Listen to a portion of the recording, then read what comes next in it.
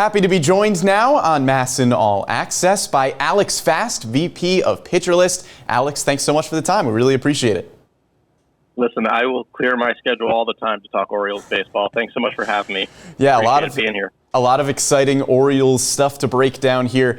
Want to talk a little bit about Grayson Rodriguez's first 3 starts, much anticipated. Let's start at the beginning, in the first inning, which has been a real trouble area for Grayson so far. He's given up 11 earned runs total in his first 3 starts. 7 of them have come in the first inning. What has been giving him so much trouble out of the gate? Yeah, it's a really good question, right? I mean, like you said, you kind of hit the nail on the head. I believe at the moment it's like a 21 ERA in the first inning alone. We're also seeing, a bit too many free passes, right? I think the K to walk ratio is like 3 to 4 in the first inning. And then guys are also making solid contact, too. They're hitting 429 off of him. I think they have a near 1 OPS in the first inning off of Grayson Rodriguez. Honestly, if we're laying all the issues on the table of what, would be a good issue or a bad issue, this one I don't mind as much. This is something that can be fixed, right? This isn't an issue with stuff. I don't think this is necessarily an issue with mechanics. I think this is just an issue that's going to necessarily come with getting more experience starting in games, right? It's not like all of a sudden we need to take a step back and say, man, Grayson Rodriguez really needs an opener, right? It's not that. This is something that he could fix either by, in warm-ups, the way that he changes his approach to get ready for games. Maybe that relationship with Adley could be beneficial in kind of settling him down as well. There's another interesting thing that I kind of noticed, too, that's happened in the first inning, aside from the high elevated BABIP. It's 2 strike counts and what happens for Grayson in 2 strike counts, right? Now, this isn't just a first inning problem for him. We've also seen this kind of trickle out over the course of games, really. He's really good at getting into 2 strike counts, but at the moment, he has a 310 WOBA in 2 strike counts. And that is about, I think, 21st worst in baseball right now. I think the league average for WOBA in 2 strike counts is 244. His, like I said, is 310. Again, though, if we're talking about good problems and bad problems, the bad problem would be Grayson Rodriguez isn't getting into 2 strike counts. That's not happening. He's doing actually a relatively good job of getting there. It's just that final step, just executing with that stuff. So there are some tweaks that I think he can make, in the first inning that will allow him to have some more success in 2 strike counts. But once he can settle and really just kind of, let the game come to him at his pace, I think he's going to be A-OK moving forward. Now, you mentioned those free passes as well. The walk numbers have been a little bit higher than expected. Didn't really see this from Grayson Rodriguez throughout his minor league career, but now that he's up in the bigs, tending to walk guys a little bit more. What do you think has been the issue there? Yeah, right. So this is something that we saw at the beginning of the year. And, obviously a big reason why we talked about, or a lot of people talked about him being sent down to the minor leagues before the beginning of the season was we haven't really seen these command issues. And luckily, again, this might be something that we can fully prescribe to that first inning. I think I mentioned that the K to walk ratio in the first was 3 to 4. It's a totally different story in every other inning. He's got 16 strikeouts to 3 walks in every other inning when we compile them all together, right? So I think it's just a matter of settling in and making sure his stuff works for him. We'll talk, I imagine, about stuff and stuff plus in a moment, but it has been interesting to see the progression of his stuff over the course of these games, right? In the first start or so, some of the metrics that I saw pointed to the fact that his changeup and his four-seam and his slider didn't have the kind of precision that we really wanted to see from Grayson Rodriguez. I think we all saw it in that first start with that slider, right?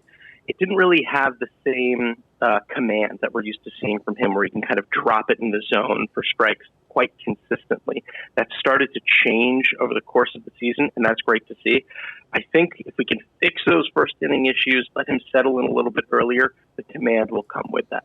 Yeah, some areas of concern over Grayson Rodriguez's first 3 starts, but it's still his first 3 starts in the big leagues, and we've seen a lot of encouraging signs as well. You mentioned the later innings, 2nd, 3rd, and 4th inning, just 1 earned run combined in those 3 innings over his first 3 outings. What works for him there as opposed to the first inning? Yeah, I think he's settling in. He's getting a little bit more consistent, and he's getting better as the game progresses, which is honestly what you want to see as opposed to the reverse, right? With a lot of young starters right now, there's a lot of great stuff right? There are guys who have fantastic four-seamers. I think about Mason Miller, who we saw debut in Oakland yesterday, who's sitting 102 at the top of the zone. But sometimes what happens is they get a really significant second time through the order penalty because maybe they don't have enough stuff to get him through the game. Tanner Houck is a really good example of that.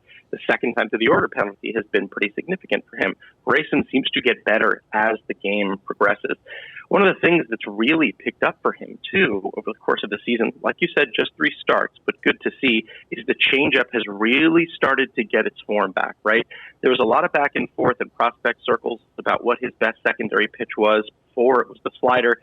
Then overall, in the past year or so, it's changed to the changeup. We didn't really see the changeup be as successful in the first 2 starts. And then right in this last start, while the first inning was, tough to watch, he settled in, ended up getting 8 changeup whiffs over the course of the day.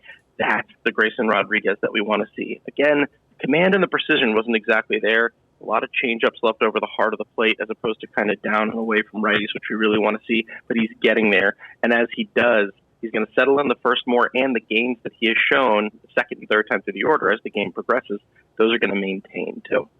So we've talked about the good, we've talked about the not so good. Alex, my final question for you. What are just some of your general takeaways from his first 3 starts, and what should we expect from Grayson Rodriguez moving forward?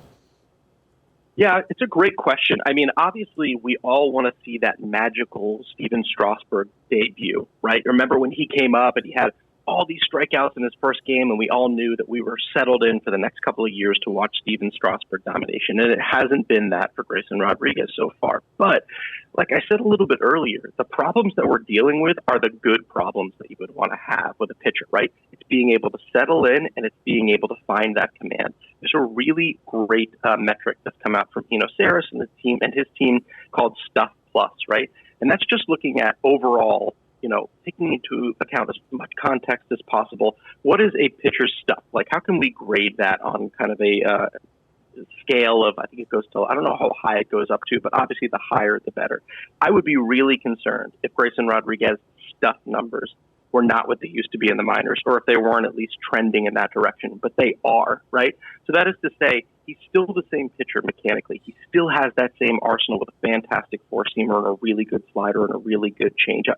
He just needs to settle into them, which he can do over the course of the season. I love that he is getting the opportunity to do that, because the quicker he can learn how to do this at a big, against big league opponents, the more he'll be able to settle in and the more he'll have success over the course of the year. So if he can fix those small issues in the first inning, man, if that's all that's there for him and he can fix those, the remainder of the season could be what we expected to see from Grayson Rodriguez. A lot of encouraging signs for Grayson Rodriguez, the Orioles' top pitching prospect. Alex Fast, VP of Pitcher List, thank you so much for the insight. We really appreciate it. Thanks so much for having me. Go O's.